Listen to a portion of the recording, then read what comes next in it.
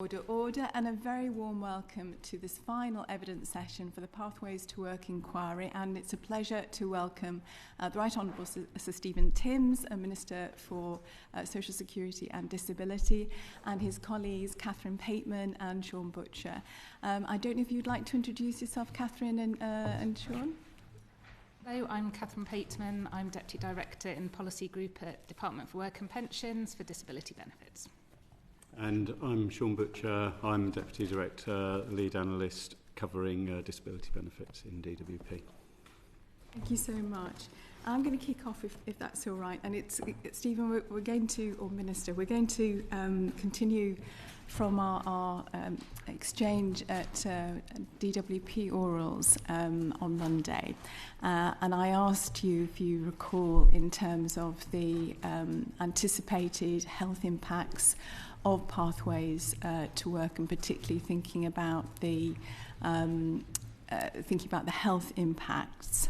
The last time you were here, we were looking at and taking evidence from you around the safeguarding vulnerable claimants. So you'll be aware of the recommendations from that report, specifically about making sure that we consider the health impacts of the policies that you develop, a safeguarding approach around that. We talked about the role of the Chief Medical Advisor's team in being able to assess that. So I don't know if you're able to talk further on what you have assessed as the impacts of the Pathways to Work inquiry, specifically in relationship to the bill that's coming to the House on Tuesday. Well, thank you, Chair, very much for the opportunity to come before the committee. The background to all of this is the position, which I think is pretty clear, that the current system does not work. As you know, uniquely in the G7, our employment rate is still less than it was just before the pandemic. Every other country has got back to where they were before. We haven't, and I think it's clear that the system here is a big part of the reason for that. And that a very large number, hundreds of thousands of people, are being trapped needlessly out of work, in low income and inactivity, because of what the system is doing. And we are determined to fix that and make sure that people do have the opportunity of employment, a large number of people not having that at the moment. Now, we will be responding fully to the department's, to the committee's inquiry on safeguarding. Thank you very much to everybody for the work that went into that. We are also in the Green Paper consulting on our safeguarding approach. And so I'm not able yet, I can certainly talk about it if you'd like me to, where we might be heading with that, but the consultation runs until Monday, it isn't closed, so we will take a bit of time to reflect on the consultation responses before we finalise our proposals for safeguarding. But the committee's input to that has been extremely helpful. In terms of the health impacts of the Green Paper proposals, I think they're going to be positive, because I think it's clear that a lot of people have an adverse effect of being out of work for a long time when that isn't needed. And there was a figure which I saw the other day suggesting that of those who are out of work on ill health and disability grounds, 86% report a mental health impairment. Not necessarily their primary impairment, but it's a big factor for them. And we know that being in good work is extremely positive for mental health. So, we're going to need to take these proposals forward, recognising the health gains that will result, but also safeguarding those who may be at risk. And our new strategy on safeguarding will be well in place, I think, in time for the changes that we're proposing. So, can I just take you back to the examples that I mentioned on Monday? So Monday was the I referred to the 2010 changes in employment support allowance, which was an incapacity benefit. So you'll remember that I raised the figure of there was an additional 600 suicides because there hadn't been in place at the time the jobs that you have, and I know there's a lot of really positive things about the Pathways to Work programme, Charlie Mayfield's review to try and ensure that we do something to address the appalling disability employment gap, which has remained more or less flatlined for 10 plus years. We know in terms of the right to work, lots of positive things, but as it stands, these aren't in place. And you may have seen the JRF paper yesterday that was produced that shows there just basically aren't the jobs for disabled people to go into, particularly in deprived areas. So thinking then specifically, and I also think that overall that there will be lots of positive outcomes, but as they are sequenced and as the committee has been looking at specifically around the cuts in support to disabled people before these jobs are there, before the employment support is set up, as from next April, will be adverse. As I say, 600 additional suicides during the reforms for 2010, 130,000 additional new onset mental health cases. Without that, for the 2017 changes to work-related activity component, what are we going to do to make sure that we can line these up so labour market's fixed and people have jobs to go to, the employment support is in place to enable this to happen, opportunities for people to avail themselves of? Well, I think that sequencing point is a very important one. So as you say, the changes we're proposing will start from next April on universal credit. As in the cuts to individuals? Yes, I don't think anyone will see a cut next April. I think new claimants from April will have a lower rate of universal credit health premium, but nobody will experience a cut in that sense in April.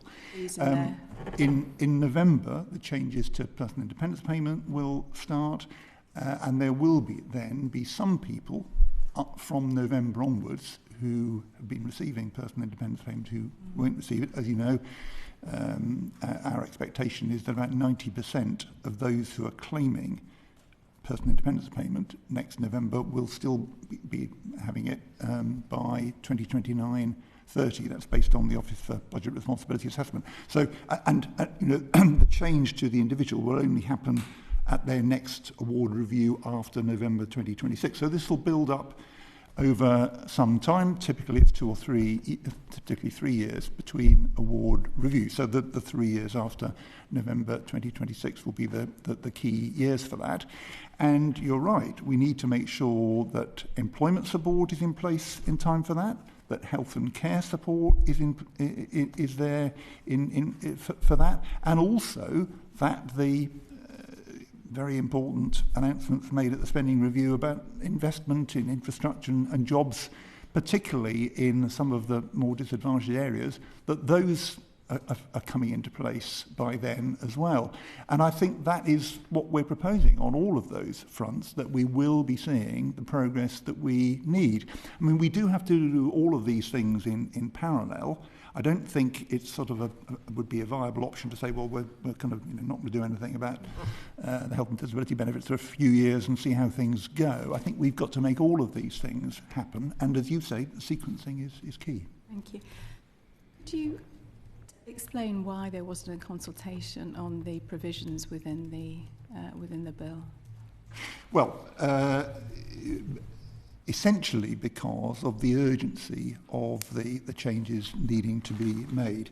So, look at personal independence payment. The year before the pandemic, in current prices, PIP cost the then government £12 billion.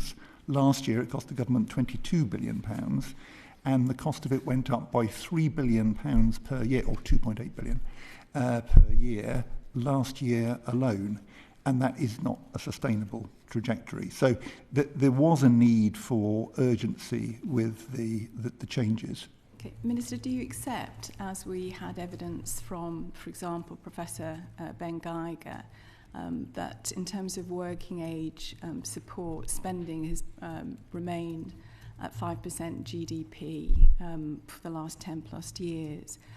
I appreciate that we've that has, in terms of disability benefits as a whole, that has increased, but then we also know that from people who aren't in work, or non-disabled people, that has actually gone down. But overall, it's been 5% of GDP for the last 10 plus years, and that's the important figure to relate to. Do you also accept that DWP's own papers have shown the increase in, for example, PIP cases has been as a result of demographic changes, our poor health, also the increase in state pension age? Well, yeah, I mean, much of what you say I completely accept. Indeed, the Resolution Foundation has set this out all quite helpfully, I think, that working age social security spending as a percentage of GDP isn't much more now than it was before the 2008-2010 recession. But as you say, the share on disability and incapacity benefits is very substantially up. That was 1.1% of GDP in 2007-8. It's 1.8% in 2024-25, and almost all of that increase is in the last 6 years. And I think it's clear that does require the government to address, and that's what we are doing. Sorry, the second part of your question about PIP numbers. Yes. Well, I mean, the evidence is, the survey evidence suggests that the incidence of disability has gone up by about 17% since just before the pandemic. The incidence of benefit claiming, if you like, has gone up by 34%. So it's clear that it's not just the factors that you've referred to that are driving this. That's certainly part of it. But that there has been a much greater propensity to claim benefits, and that's what's driving that very, very steep increase in the GDP share accounted for by health and disability benefits. Would an alternative explanation be that the people that are claiming are financially constrained, and as you and I know, in terms of PIP is around extra costs? Yes, let me just respond to that. I think you're absolutely right. I'm sure that the cost of living challenges are a very big factor in what's happened, that people who may well have always been eligible but have not in the past claimed benefit are now doing, and that's what's driven this very substantial increase. And as I say, the current trajectory is not a sustainable one, and it's not in the interest of people who depend on PIP for it to be on a financially unsustainable trajectory. We do need to deal with that. Peter Bedford. Thank you, Chair. Minister, if I can just touch on the elephant in the room. You've got your second reading of the welfare bill due to come before Parliament on Tuesday. Is it still your intention to bring that bill forward for second reading on Tuesday? It is. I'm looking forward to the debate. Thank you very much. On to questions for today. So over the last number of years, particularly in recent years, there's been an increase in working age health-related benefits. It's increased quite substantially, whilst working age non-health-related benefits has dropped off. And there's a suggestion, I think you touched on in your answer to the Chair a moment ago, that this is as a result of people claiming because of cost of living pressures, all those things we've seen COVID over the last number of years. I just wondered how that's been factored into your decision making, particularly since the freeze in the standard rate or standard allowance since 2015. Well, as I was explaining, the fact that the costs of health and disability benefits have risen so sharply, especially over the last 6 years, that's been a big factor in our thinking and driven the need for these changes. And I think part of the problem has been the very low value of the universal credit standard allowance, that as a result of the freezes and things that you referred to, the headline rate of benefit fell to the lowest real terms value, I think, for 40 years.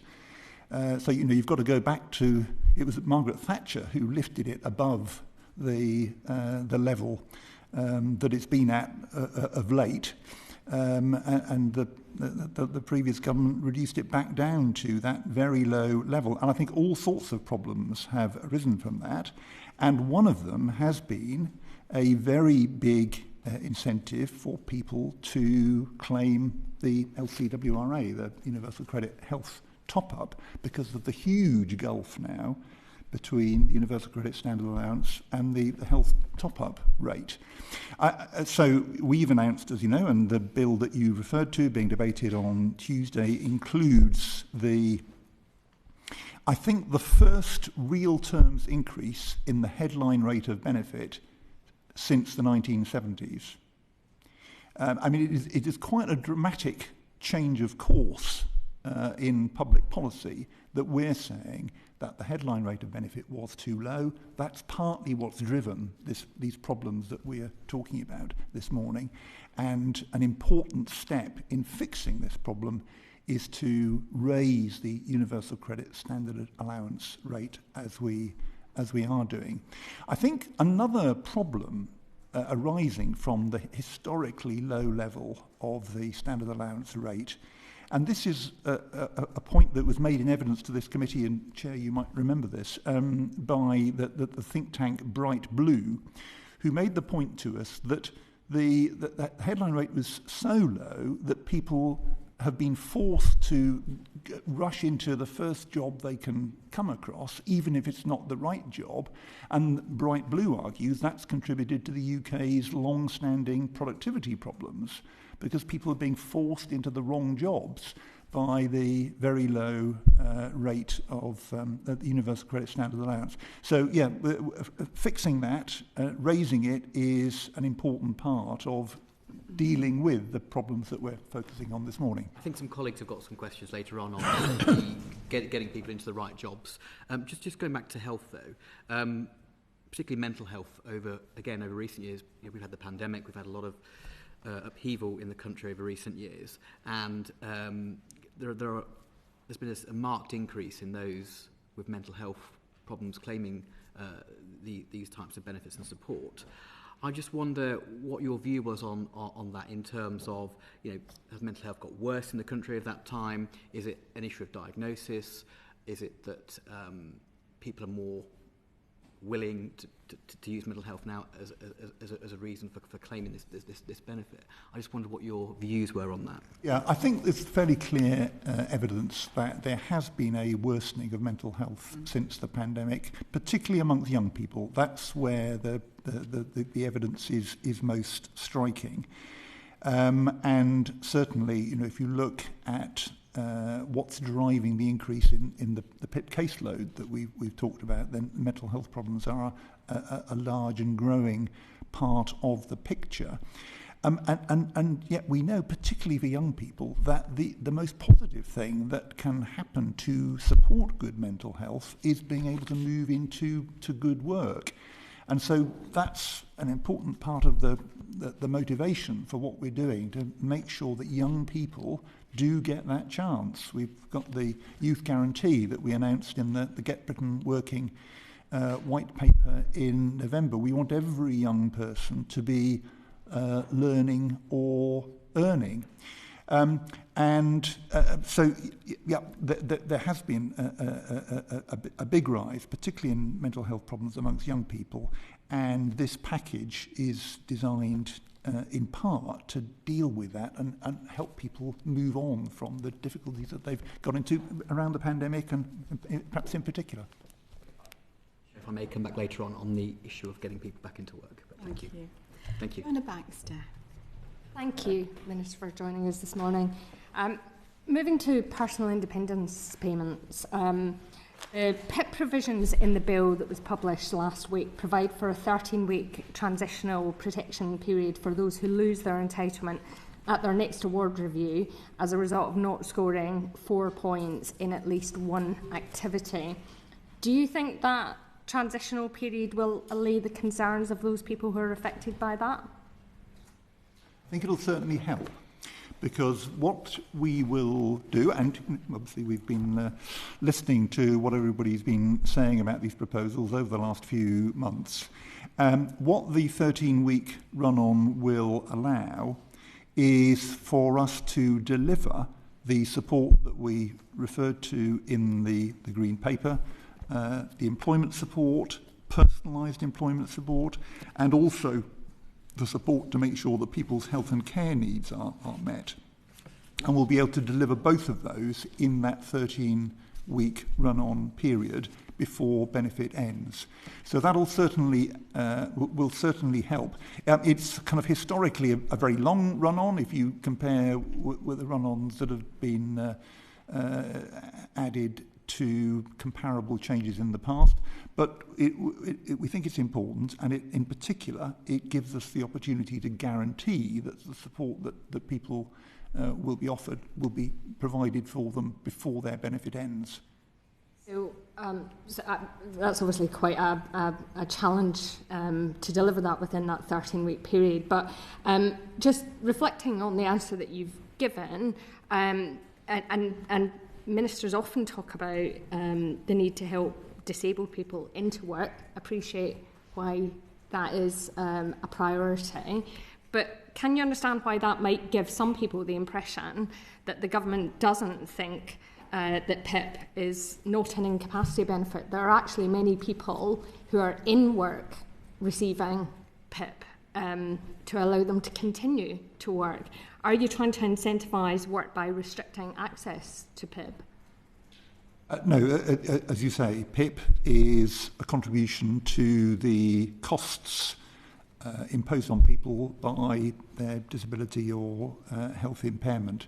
It's a contribution to all of those costs, and the person receiving it can be in work or out of work. The benefit doesn't have anything to do with work. And about 1 in 6, I think, 17% of those who claim PIP are in work. We'd love it to be a lot more, and we're putting in place the employment support rising to an additional £1 billion a year by the end of the Parliament, and I'm hoping that'll give many more PIP claimants the opportunity to be in work, to fulfil their aspirations and have the same choices and chances that everybody else takes for granted. But it is the benefit is not work related. And it's important, I think, that people should be able to continue in work if they're on PIP. And indeed, those who are in work will be offered the personalised employment support that I've referred to, which will be offered to those who are out of work as well.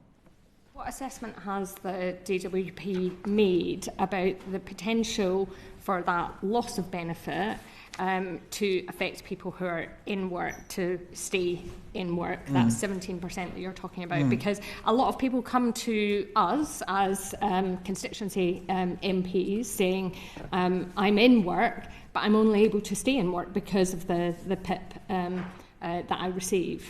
Yeah, no, I've had 1 or 2 of those conversations as well. And I think sometimes that's around the costs of travel to work.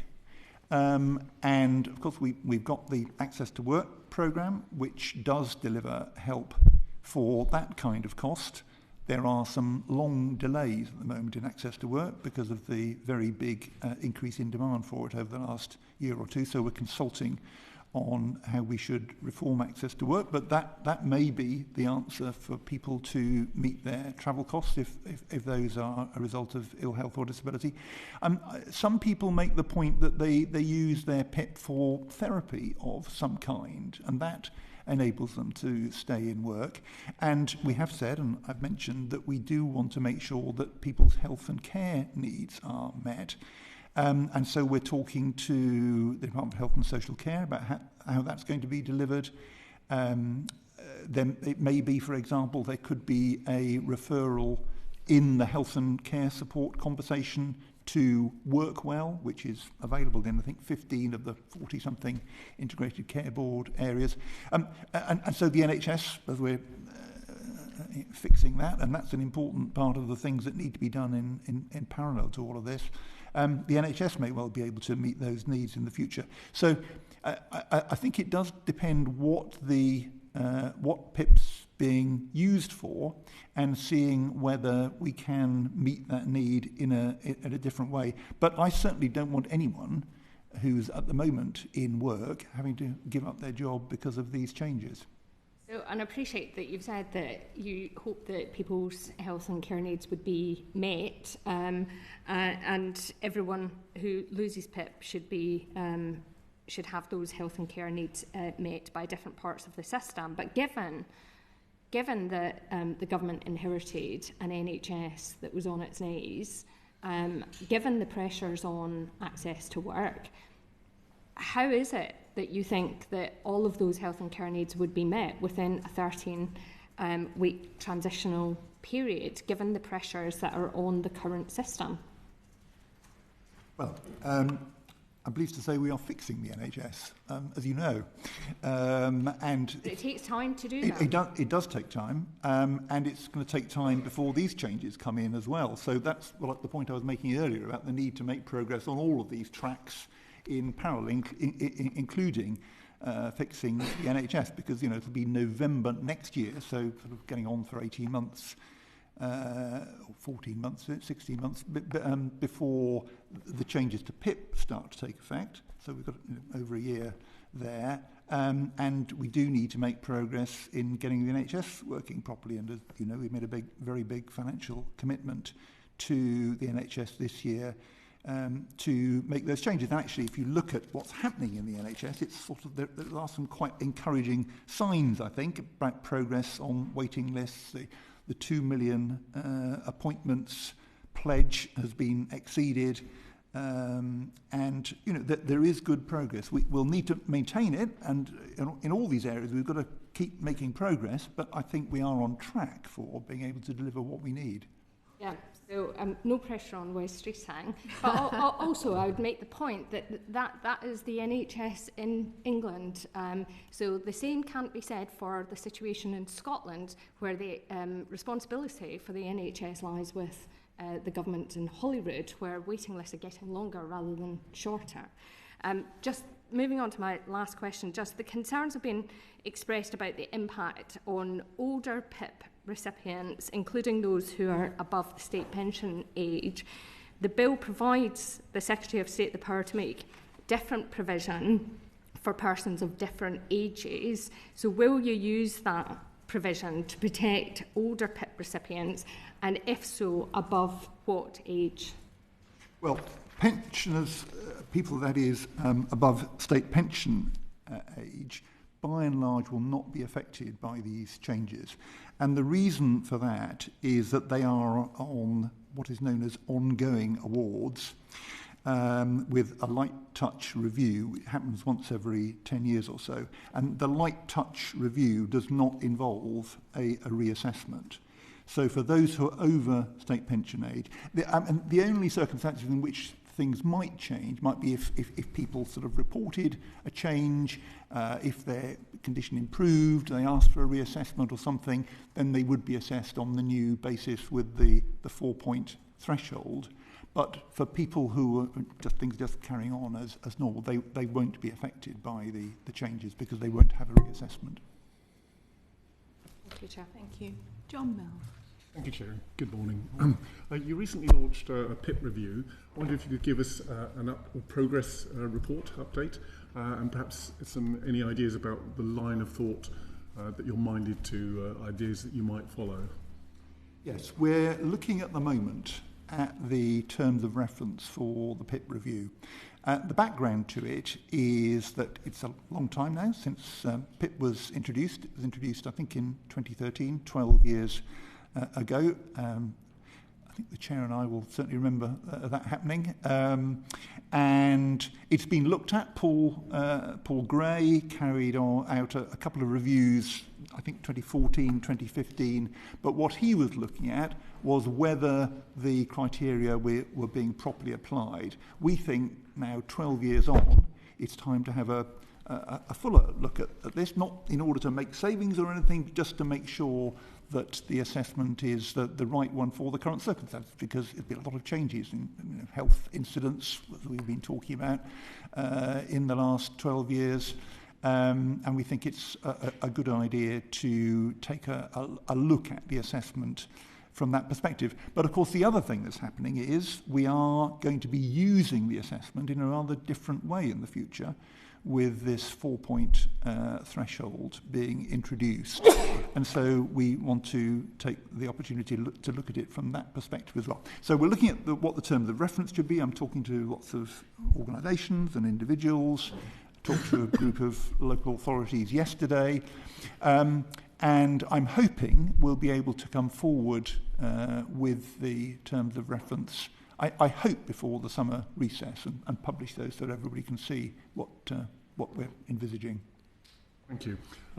You've said that the incapacity benefit system focuses too much on what people can't do rather than what they can do, and that's one reason you're looking at removing the work capability assessment.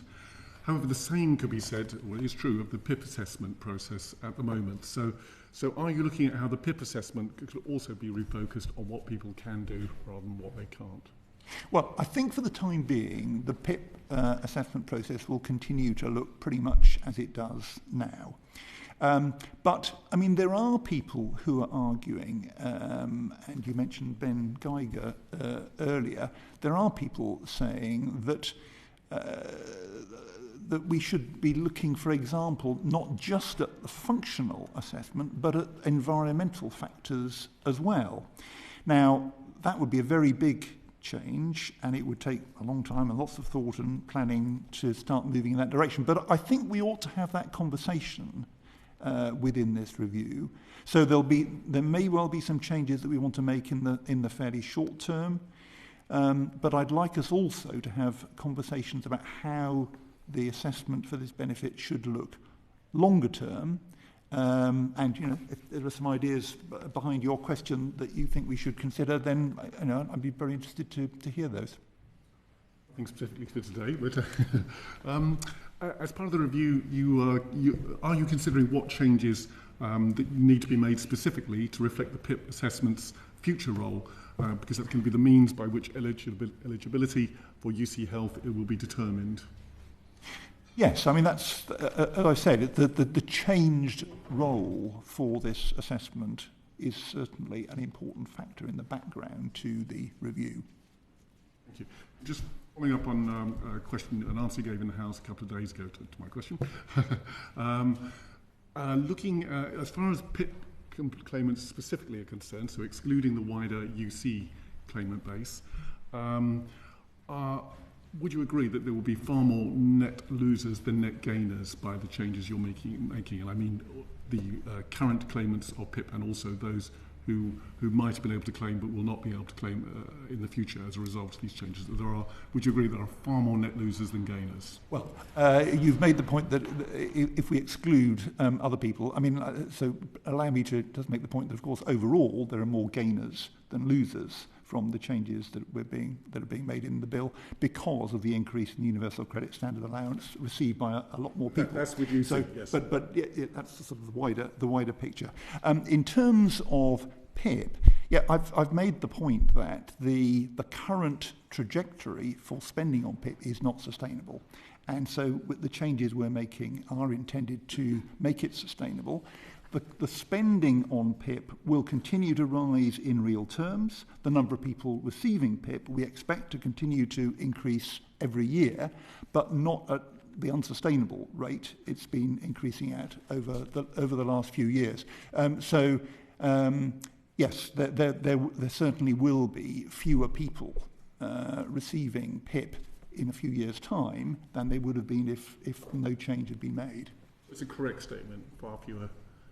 Far more net losers than net gainers. Well, I'm not sure far few. I mean, we anticipate that by 2029-30, the estimate is, I think, 370,000 people who will be receiving PIP in November next year will not be receiving PIP by the end of the decade.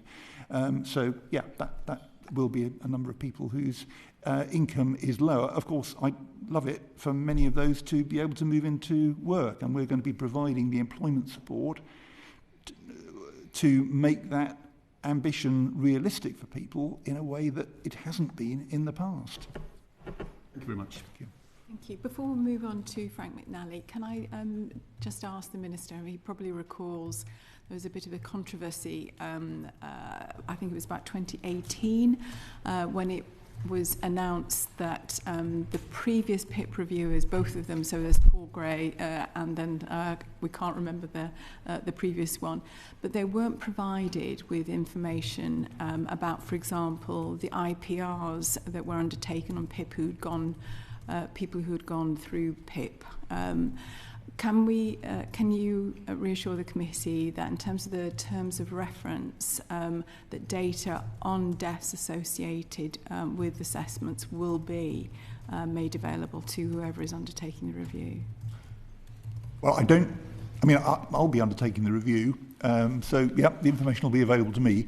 And actually, you know, we're being much, not least thanks to your work, Chair, we are being much more open about all of this now than was the case in the past.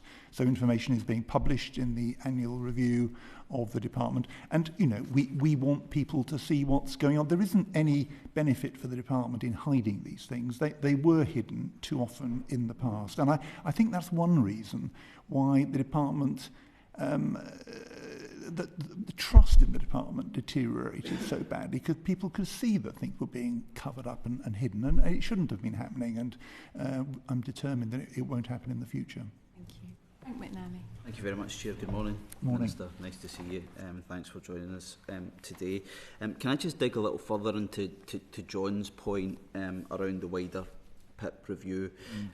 So we know from the Green Paper section, Chapter 2, Section 2, which highlights the level of work that the department is going to undertake with regards to the wider PIP review, and I think that's to be welcomed, because I think we all recognise that needs to take place.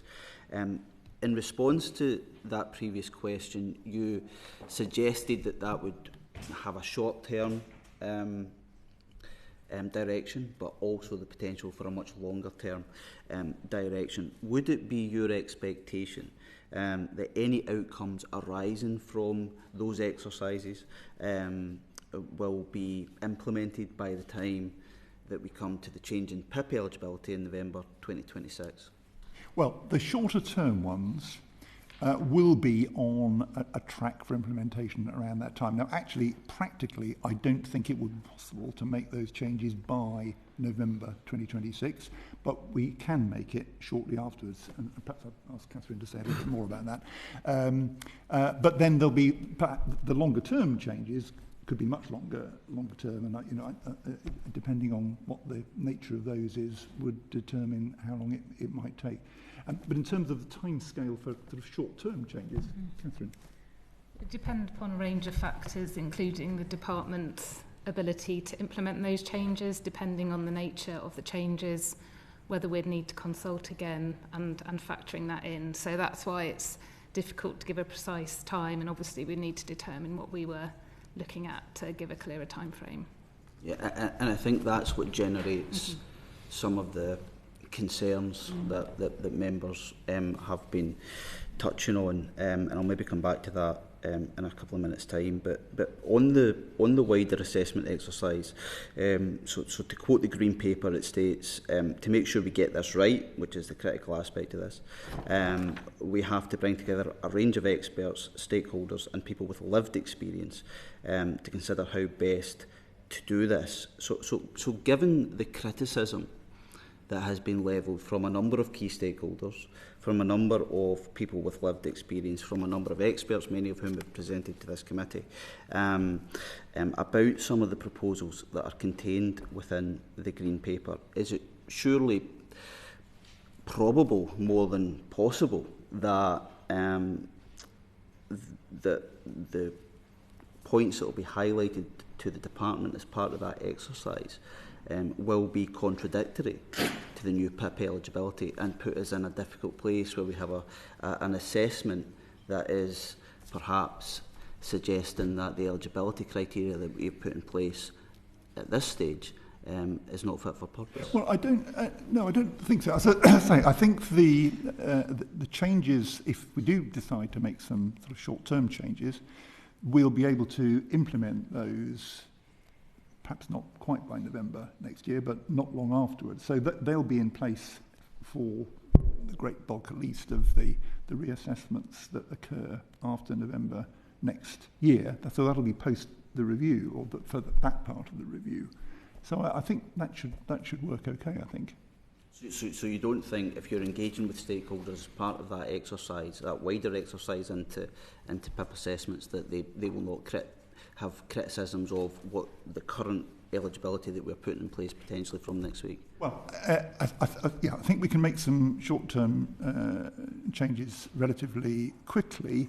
If there was to be a more fundamental change to the nature of the PIP assessment, for example, in bringing in environmental factors rather than just functional factors, that would inevitably, I think everybody would recognise that would take quite a long time. You'd have to come up with ideas, you'd have to consult on them, you'd have to test them. I mean, that is quite a long-term exercise, and I think people would recognise that a big change of that kind would take some time in order to get right. I think stakeholders would recognise that. Yeah, and I think that's a fair point, and ultimately I suppose that brings us to a core concern that we have perhaps put the cart before the horse, in the sense that we are undertaking are about to undertake what could be a comprehensive exercise into all aspects of PIP, but we're going to be doing so after making changes to these to the eligibility criteria for that. Do you understand and do you have reflections on that argument that the government has perhaps put the cart before the horse on this? No, I understand the argument. I don't agree with it. I think the need for the funding for PIP to be on a sustainable basis is clear, and we've talked about that, and urgent, and the government has needed to work on that. But, it's a benefit that's been in place for 12 years. I think it is appropriate to think about whether in the future it should look rather different. But I don't agree that we shouldn't do anything until we've sorted that out, because, it could be some years, I think, if there was a view taken that we ought to adopt a different kind of assessment, a different approach to assessing eligibility for this benefit, that inevitably will take some time. But I don't agree that the government ought not to do things in the meantime, because the sustainability points does need to be addressed. Thank you. Thank you. Thank you. John Milne again. Thank you. The bill just published provides for rebalancing of UC rates that you set out in the Green Paper, and it includes a significant reduction for new claimants after 2026. The justification is that it will incentivise people to find work, but we've been told it may have the opposite effect, and that's happened in the past when similar cuts to welfare have been introduced. So why do you think it's going to be different this time round after previous experiences? Well, partly this goes back to the discussion we were having earlier, that at the moment there is a very big incentive for people claiming universal credit to seek to be classified as LCWRA. I mean, it's appalling phraseology, but because, if they are classified as LCWRA, then they get a premium which is worth more than the universal credit standard allowance, and that is unavoidably a massive magnet for people. And I see this in the correspondence that comes across my desk, and one letter from somebody who'd written to their MP who made the point that I'm classified as LCW, which means they get the ordinary universal credit rate. And the letter said, if only you classified me as LCWRA, then I'd be paid £400 per month more, and I would be comfortable. And I think this is a really serious flaw in the current system, that it presents this sort of LCWRA status as a sort of something to aim for. If only I could get to that, I would be comfortable, when the system should not be doing that to people. That is a very bad feature of the current system. What the system should be doing is encouraging people to aspire to work and providing the support to make work possible and feasible. And so, yeah, we are wanting to substantially reduce that incentive, and in part it's by raising the level of the Universal Credit Standard Allowance, which, as we were saying earlier, has been driven down to this much too low level up till now. Is there not a case for arguing that if you press down on one benefit, it simply in the end comes up in another benefit, and that's why the overall level of benefits has remained quite constant over a long period of time, as Debbie said at the start, and that this is likely to happen again, and that people were driven into PIP because they lost access, or their needs were not being met by another benefit. So what we should be doing really is concentrating on needs first, Treasury second. But I feel like we're doing Treasury first, needs after. Well, I mean, you're certainly right. There are examples where cuts in one area have led to increases in another. And I mean, the classic example of that is the rate in universal credit for LCW, limited capability for work. Because when ESA was introduced, and the work capability assessment was introduced in 2008, and I ought to come clean with the committee and say, actually, I was the minister responsible at the time, that there were three levels that the work capability assessment evaluated you for. If you were fit for work, then you got the ordinary benefit rate. If you were limited capability for work, you got a bit more. And if you were LCWRA, that is limited capability for work, but also not able to undertake work-related activity, you got a higher amount still. There were three levels. And in, I think it was 2015, the then government scrapped that middle rate, the LCW rate, and people in the LCW category since then have just got the ordinary level of universal credit. But the Office for Budget Responsibility has made the point, I think in its 2024 welfare review, that what actually happened was not that people in the LCW group had a lower income, but very large numbers of them went into the LCWRA group, and once they were there, yes, they did get some extra money, but they got no help at all. There was no support for them to get into work. The system abandoned them. And so that, I think, is a very clear kind of textbook example of exactly the problem that you've described. But we're aware of that, and we've designed our changes in the light of that problem. We have seen this big increase, particularly over the last 6 years, in spending on health and disability benefits. We don't think that is inevitable. And needs first, not Treasury first, because it feels like you're still saying Treasury first. No, I think it is about needs first. I think we're saying we need to focus on supporting people to move into work, to fulfill their ambitions and aspirations, to have the same choices and chances that everyone else takes for granted, and not hear from the system what they hear at the moment, which is you are not capable of working. That's what the system is telling them, and it's just not true. Okay, and then one last question. We've also been told that the bigger problem is not so much the disparity between the standard allowance and UC Health as the inadequacy of the standard allowance, and we've talked a bit about that already. The bill requires the Secretary of State to increase the standard allowance by, quote, at least the amounts set out in it. So, and in the Green Paper, you talked of starting to improve the basic adequacy. So does that suggest that you are actually looking at increases beyond the ones that have already been set out so far? Well, let's see how we get on. We have announced those increases, and they're in the bill being debated next week. Beyond that, I'm not in a position to say, but of course, there are certainly aspirations around. I think everybody will have heard of the essentials guarantee idea. There is a case to be made, but let's see how we get on. Thank you. Amanda Hack.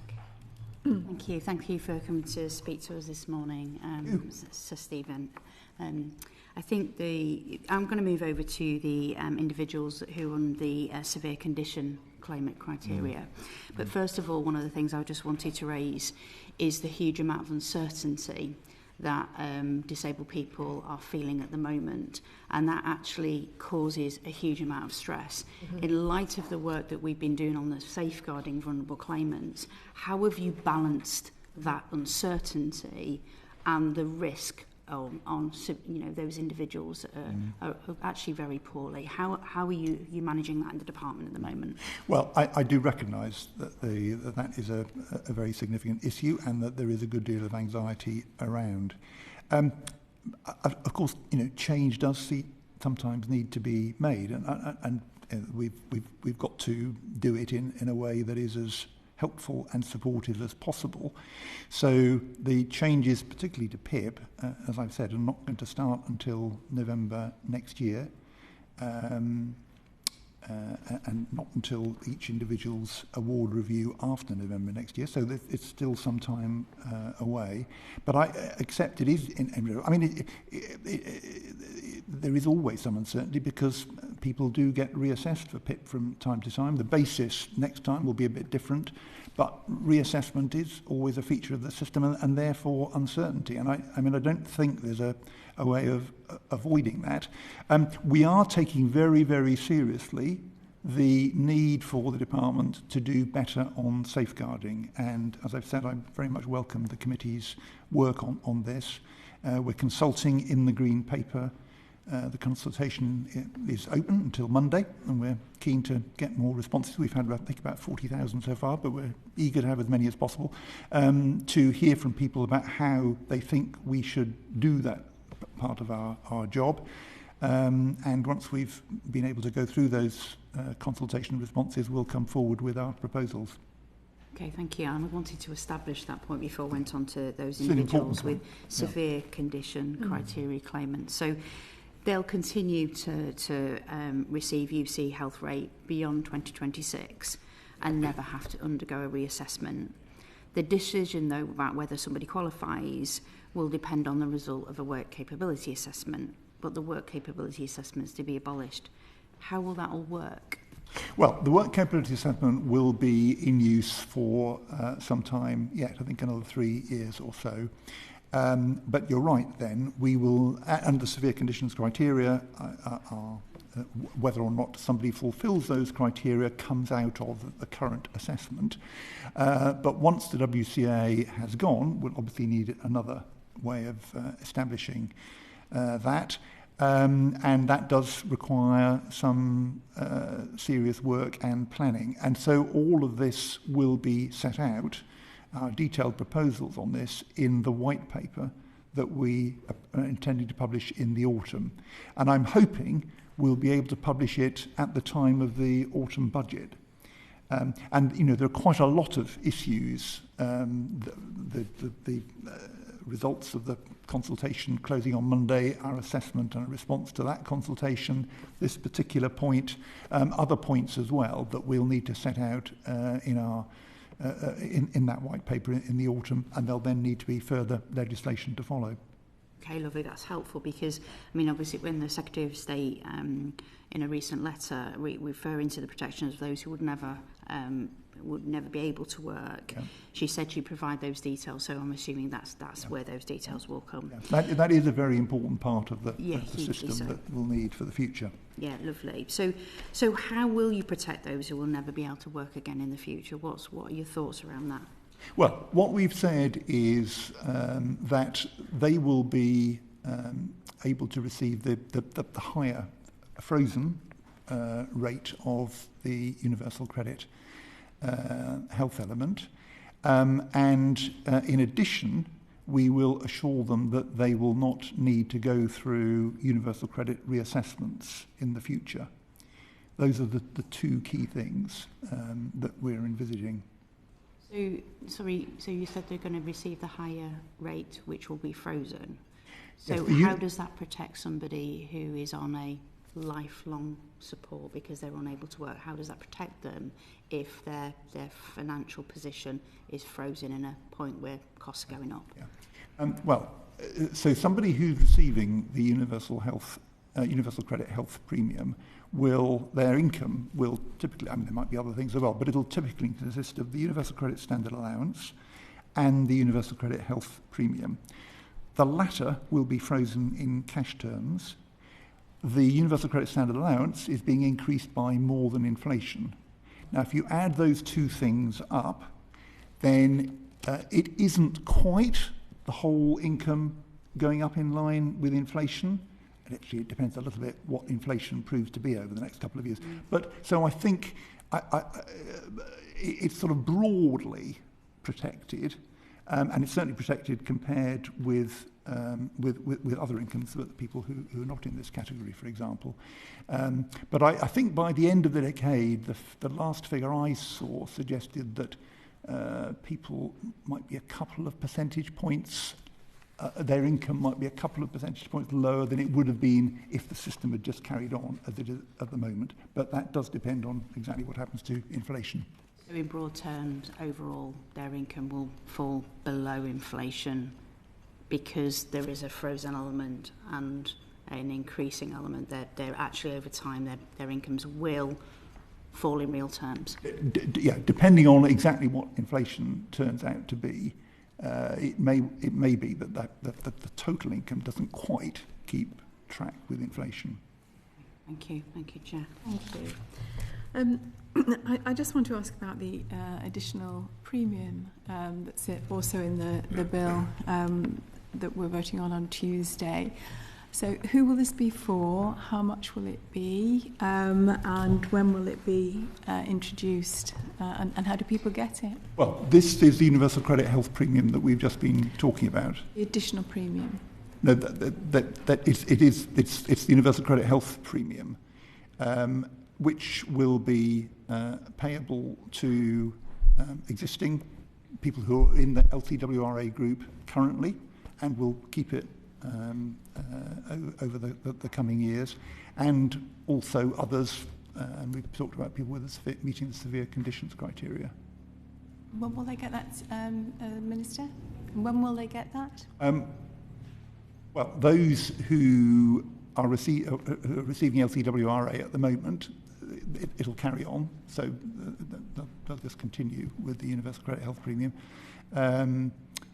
And then others who are newly eligible will receive it as they apply for it and are assessed.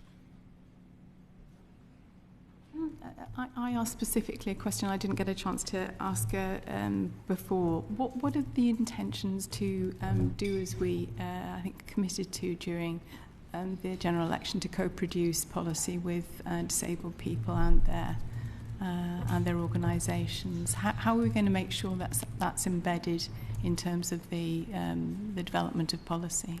Well, there's a lot that needs to be done arising from the changes that we're making. Just as an example, we will be setting up a disability advisory panel to work with us on the proposals in the Get Britain Working white paper around employment support, and also collaboration committees which are sort of shorter term, more focused groups looking at exactly how the employment support that we're committing to can best be delivered. And I think that's going to be a very important part of co-production of policy, because we made this big commitment rising to £1 billion a year on employment support by the end of the Parliament. It's absolutely vital that we use that funding in the best possible way to support disabled people, and we need to work with disabled people on how we're going to do it. So I met recently with the Disability Charities Consortium, Scope, MenCap, Sense and the others, and they're very excited, I think, about the opportunities that this £1 billion a year commitment opens up for the people they are supporting, and will be working closely with them and with people with lived experience of disability as well to design the support that will be in place. Thank you. Annie Kruger. Thank you, Chair.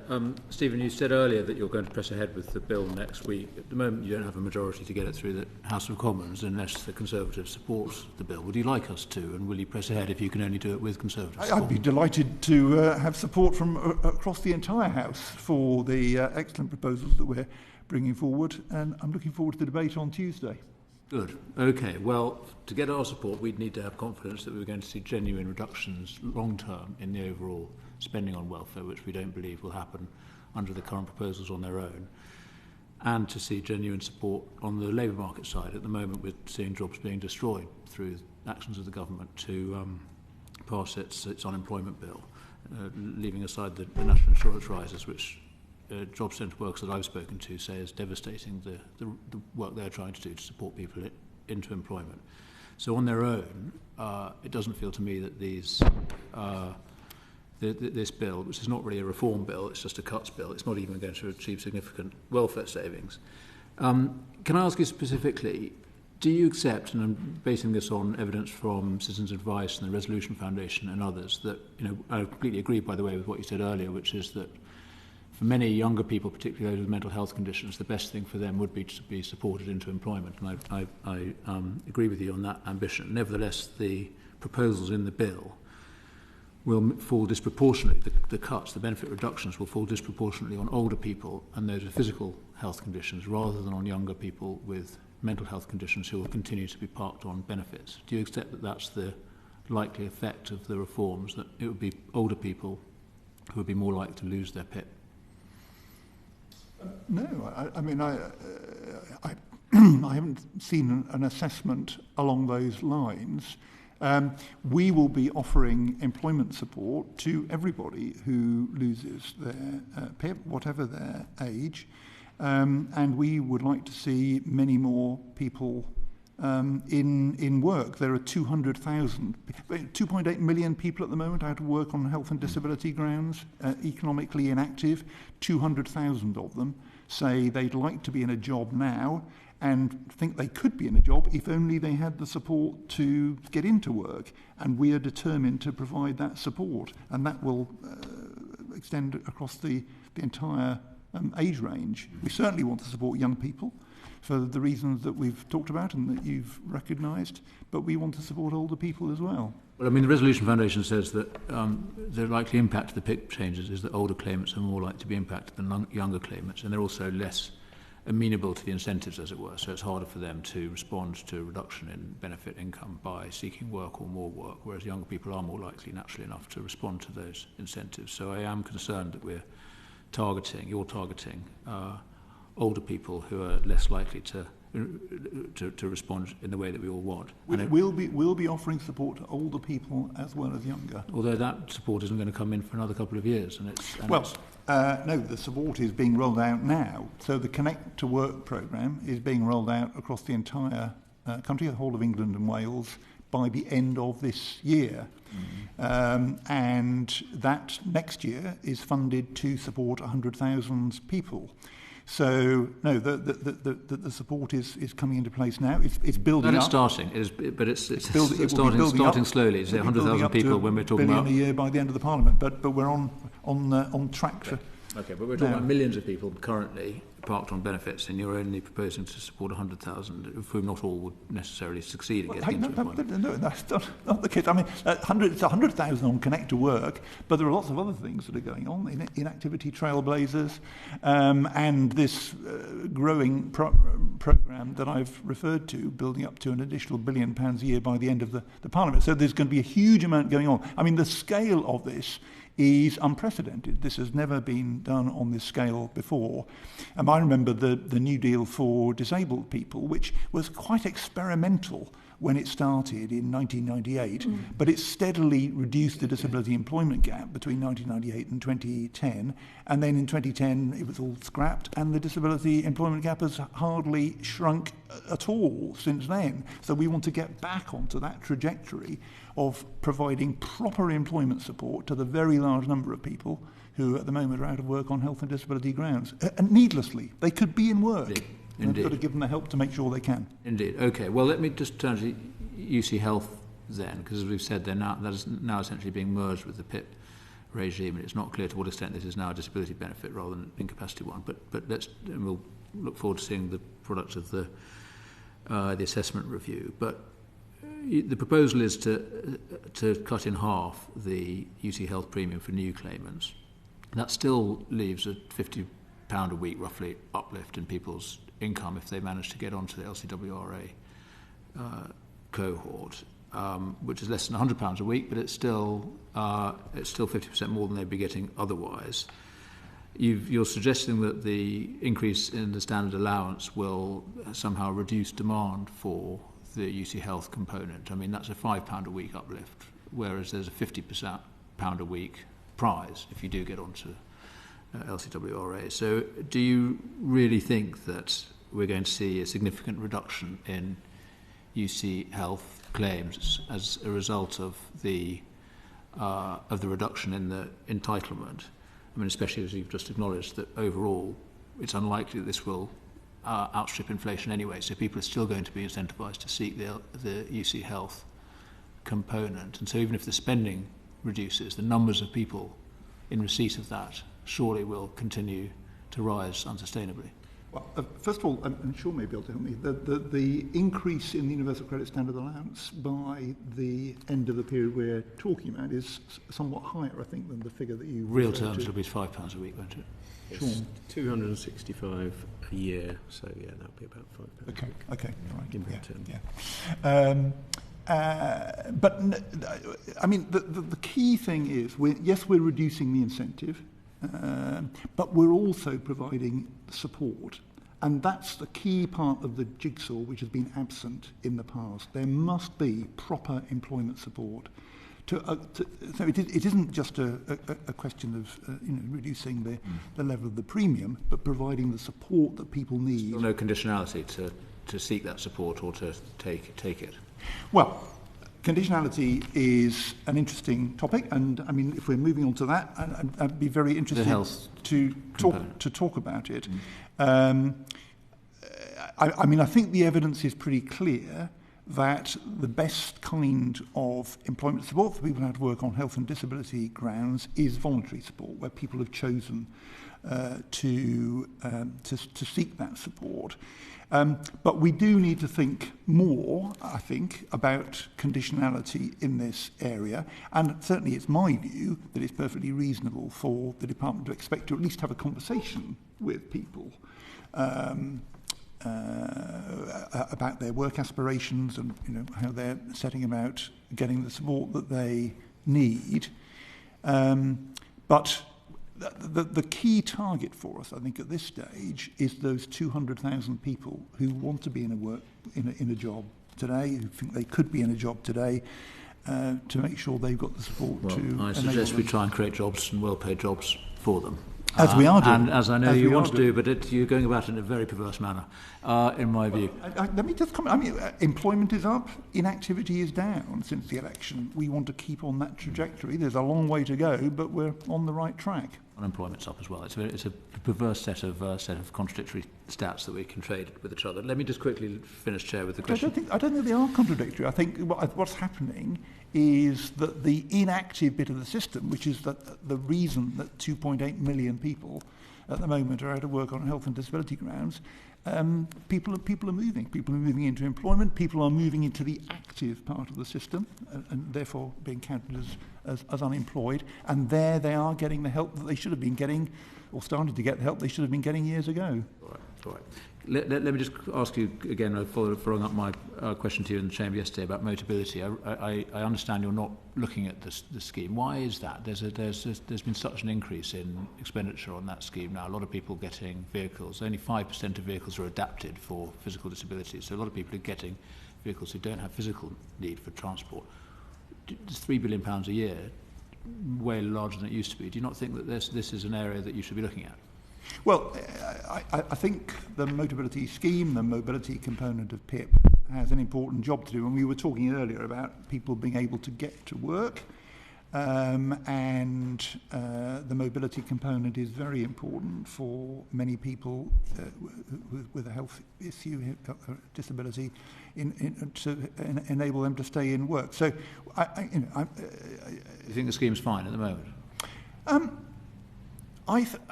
I have had concerns raised with me about some aspects of this, and I've no doubt at some point we will want to have a look at it. But it's not part of the proposals that we're bringing forward at the moment. Thank you, Chair. Thank you. Frank McNally. Thank you very much, Chair.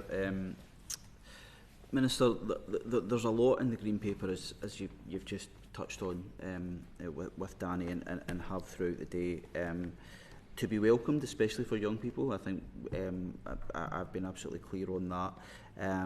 However, there has been a concern highlighted to us in evidence from stakeholders around the restriction of UC Health to those under the age of 22. So we had evidence from Dr. Lucy Fowkes, who is a psychologist from the University of Oxford, and she highlighted that the move to delay access made no sense developmentally and would cut off support at a critical time in a young person's life. Do you have a view on that? Can you maybe talk us through some of the rationale behind it? Yeah, I'll be glad to. So, our concern is, at the moment, too many young people are being categorised as unable to work right at the start of their working lives, and left with no engagement and no support. And that means that they face the prospect of being trapped in long-term economic inactivity before their career has even begun. So there are at the moment 150,000 16 to 24-year-olds in this LCWRA group who are not getting any support with work at all. Now, we've announced our youth guarantee, that we want every young person to be learning or earning, including young people in a universal credit health group. And we want to be talking to them, we want to discuss their goals and ambitions with them, how we can help them to access the right support. Those conversations are certainly going to need to be tailored to the individual's circumstances, including their health. And I'm sure there will be some of those 150,000 people who we won't be able to have a conversation with. But to say that the 150,000, we're just going to leave them where they are, I don't think that makes sense. Now, the reason for consulting on this proposal about not paying that group the universal credit health premium, and we are consulting on it. We haven't made a final decision on it. The consultation, as I've said, is carrying on until Monday, and then once we've seen the responses, we will take a view. But the reason for proposing it is to make sure that for this group in particular, as they are moving from education into full-time work, and that transition is so important for their future prospects, we want to make sure that there isn't an unhelpful disincentive to work, and also that there is some additional funding available, because we'd use the proceeds of this to improve the support focused very specifically on that crucial group of young people. So that's the argument, and we're consulting on it, and we'll see what everybody says in response. Yeah, so I suppose a critical aspect of this, and it was touched on earlier on, is the mental health crisis that we have just now. There is a mental health crisis impacting young people. They're not immune to that. If I look in a Scottish context, the British Psychological Society recently highlighted the Scottish Government's cuts to mental health services as creating a sort of perfect storm. We have a 3-year backlog for some areas of mental health support. There are equal challenges south of the border, but you are right that the Health Secretary has taken action with regards to that we are not seeing in Scotland. So you are having some of that cross-border differentiation. So I do want to ask you around, just briefly, on that relationship between the devolved context in Scotland and UC Health. So we're moving to adult disability payment in Scotland, and we have UC Health. How do you see that relationship forming?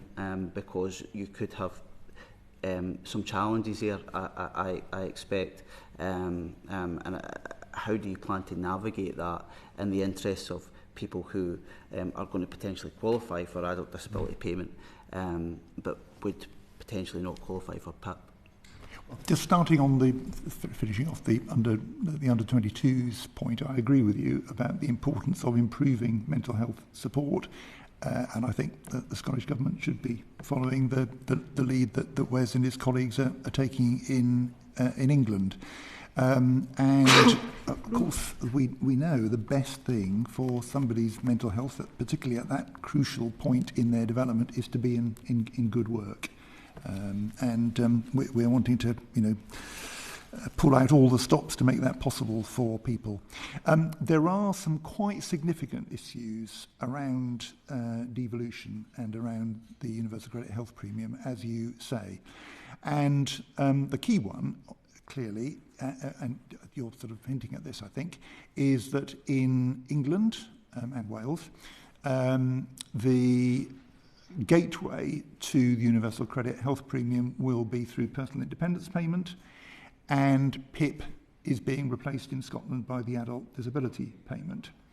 So the question then is, what will the gateway to the universal credit health premium be in Scotland? Now, to some extent, this depends on decisions in Scotland about whether the eligibility for ADP will be changed along the lines that we're changing eligibility for PIP. That's a decision for the Scottish Government, and we'll see what's decided. If the decision is to follow the direction, and up till now, ADP has been broadly in line with PIP. So if this was in place today, I'd be perfectly happy for ADP to be the gateway to the universal credit health premium. If in the future, however, there are large numbers of people who were eligible for ADP in Scotland who would not be eligible for PIP in England, then that does present a difficulty for us. So that's something that we will need to work out. We are talking to the Scottish Government, and I am anticipating that we'll be able to set out our solution in the white paper in the autumn, depending on the decisions the Scottish Government makes. Very much. David Pincher-Duchinsky. Thank you so much, Chair and Minister. Thank you so much for taking the time to join us. As you'll be aware, under the current incapacity benefits regime, there are protections in regulations for certain groups of people who qualify automatically for LCWRA, meaning that they qualify for health, and so they're treated automatically as though they should go on to LCWRA, so qualify automatically for the health component of UC. Will the groups who benefit from those protections continue to do so in the reform system? Well, yes, there are people who at the moment are LCWRA due to non-functional special circumstances, which I think is probably what you're referring to.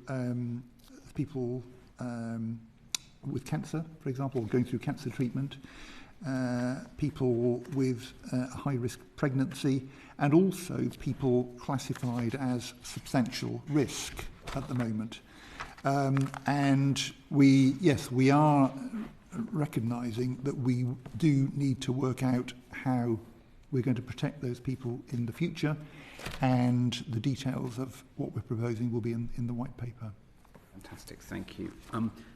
Look, obviously, as part of this conversation, the previous government was on the verge of significantly amending the substantial risk regulations to reduce the number of people receiving UC health on these grounds. Do you plan to recreate those regulations in the reform system? No, we don't. I mean, it was sort of a slightly odd plan that the previous government had, which was to abolish WCA, but to make big changes to it for the kind of last couple of years of its existence.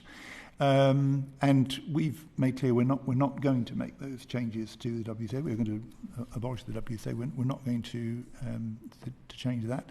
And there was a great deal of concern about the proposals to change, to tighten up the substantial risk criterion through those changes. So, we're not going ahead with those changes at all. Thank you so much, Minister. Thank you, Chair. Thank you. Joanna Baxter. Thank you. When does the government plan to legislate for the right to try? We will be bringing forward regulations, and those regulations I shall be placing in the library of the House by Monday. So they will be public ahead of the second reading of the bill due to take place on Tuesday. Don't give us much time to read them. Well, I mean, it's the start of a process. It's and I've no doubt that once people have seen them, people will have comments on them, and no doubt between then and the regulations taking effect, there'll be some changes. But so we're doing it sort of in parallel with the bill. Many people fear losing their benefit if they try to work. So the Green Paper says this is mostly because the rules are complex and people don't understand them. But recent government research does identify a lack of understanding amongst claimants, but also says that the main problem is a lack of trust in the DWP, which we've touched on previously. So do you agree that the main problem is not the lack of understanding in the system, but a lack of trust? And if so, how is the department going to rebuild trust, especially in light of the proposed cuts to PIP and UC Health? Well, there are rules at the moment, and they've been in place for some time, to encourage working age people in receipt of health and disability benefits to try work. I don't think those rules are very well known, but it may be, as you say, that even if they were, people wouldn't really believe it, and so it wouldn't make very much difference. There is a lot of worry, as the department's research indicates, that engaging with employment support at all could lead to having to look for unsuitable work. It could well trigger a reassessment, a WCA or a PIP award review, and that, you know, if they then did go into a job and it didn't work out, then they'd struggle to get back on their benefits. All of those worries, I think, are quite big in people's minds. So the fact that this will be on the statute book, hopefully, will reassure people that this is for real, that they will be able to try work and not risk losing their benefits if the job doesn't work out. I think having actual legislation should help. There is. I'm hoping we can build up trust more generally, but we are where we are. Thank you. Back to David Pintojanski. Thank you, Chair. And Minister, one other area that will, of course, be very relevant in the conversation about pathways to work and the broader Green Paper is the issue of conditionality and the conditionality regimes that will be developing. You're consulting on the conditionality regimes to be applied to UC recipients in future. Obviously, there'll be some quite significant change, and this may cause anxiety among some people, as technically the majority of those currently in the LCWRA will potentially in future be subject to conditionality. Can you give us any more information about the future conditionality regime in addition to what's in the Green Paper? Well, you're right. The work capability assessment at the moment is used to determine the conditionality applied to a particular individual, and somebody classed as unable to work, as LCWRA, they get no support or engagement at all. They're abandoned by the system. What we want instead is to be able to guarantee personalised employment support to anybody on out-of-work benefits, on ill health or disability grounds who wants to work.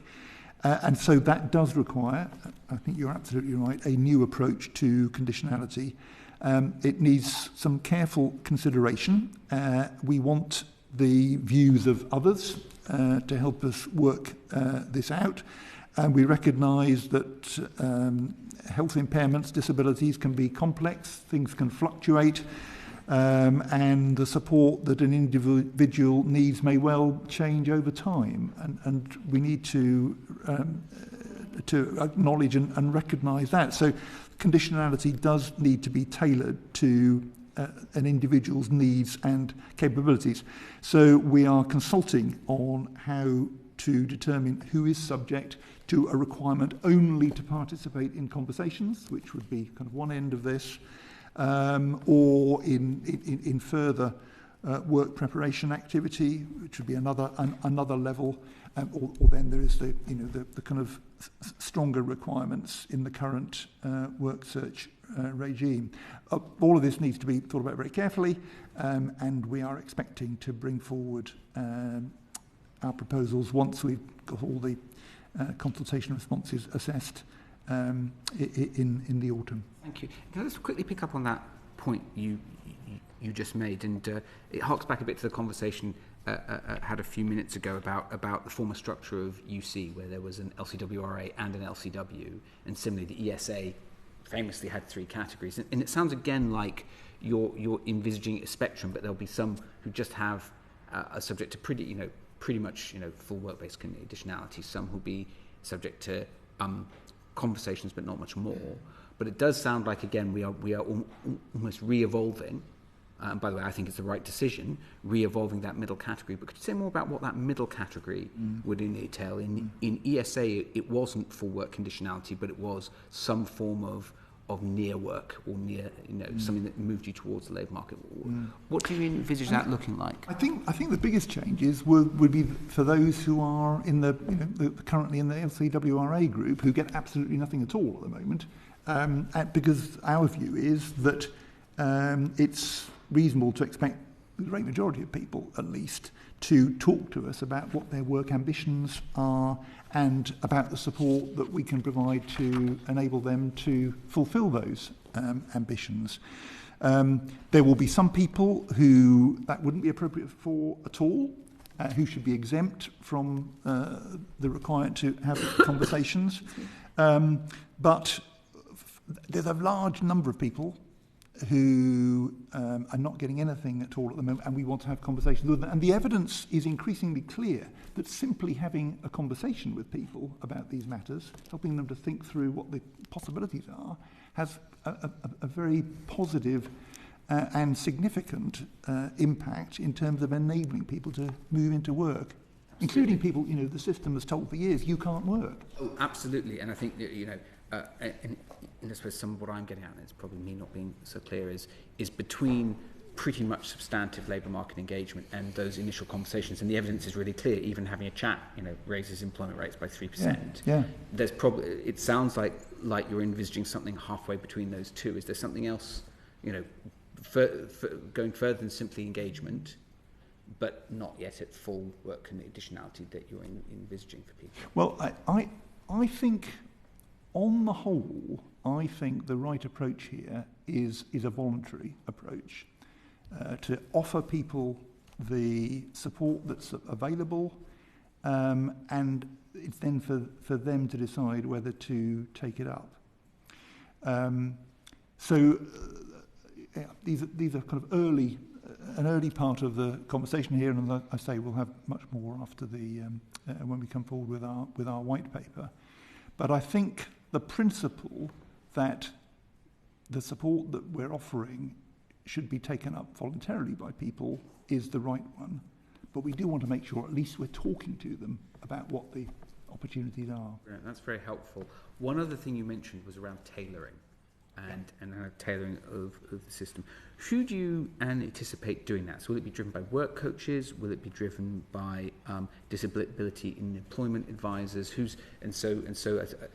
I think we've seen in the past that who tailors what hugely drives the shape of it and what the outcomes are. So how do you see that working? Well, we are wanting to have in place a network of work coaches who specifically been trained up to do this work amongst people out of work on health and disability grounds. The dedicated pathways to work advisors, and I think we've got 1,000 of those now in place, equivalent to 2 in every job centre. We've got the Academy for Work Coaches that will be training people up specifically for this work. It's important work, and we recognise that those who are doing it do need to have the training and the support to enable them to do a good job. But essentially it's going to be led by, at least initially, by those advisors in job centres. Okay, thank you. And one final question from me, because again we've talked about these 3 categories, and quite rightly, your focus is on LCWRA, and that's also, as we've heard previously, where increasingly the kind of disincentives and kind of issues are. But the LCW category does still persist, even though from a benefit standpoint, it's been equalised with the standard rate. And there are people in LCW who aren't yet focused, aren't yet subject to full work conditionality in all cases. Do I read correctly that the view is that they will become fully subject to work conditionality under the Green Paper? I think I'm going to sort of duck the question and say I'm glad to come back in the autumn once we've thought all this through properly and talk more about how we see it all panning out. Thank you so much. Thank you, Chair. Thank you. Peter Bedford. Thank you, Chair. I'm just conscious of time, and there's one more member wanted to get in. 2 quick questions. You mentioned about conditionality. Do you envisage the uptake of employment support ever being a condition of a disabled claimant's benefit? Is the first question. The second question, which following on from Danny's point earlier about the support that you're going to be providing, isn't actually going to be fully rolled out until the end of the Parliament. There's a lag between that support and the changes you're making. Do you accept that that's going to leave a gap? On the first point, I think the evidence is clear that a voluntary approach here is the most effective, that people are best supported when they have chosen for themselves to take up employment support. The motivation is there, they've been involved in deciding what to do, and that works more effectively. And now, let's see how things pan out. But I suppose our focus to begin with is those 200,000 people who want to be in a job now, and think they could be if they had the support that they needed. Let's make sure we get them the support. But I think that primarily we're talking about a voluntary approach.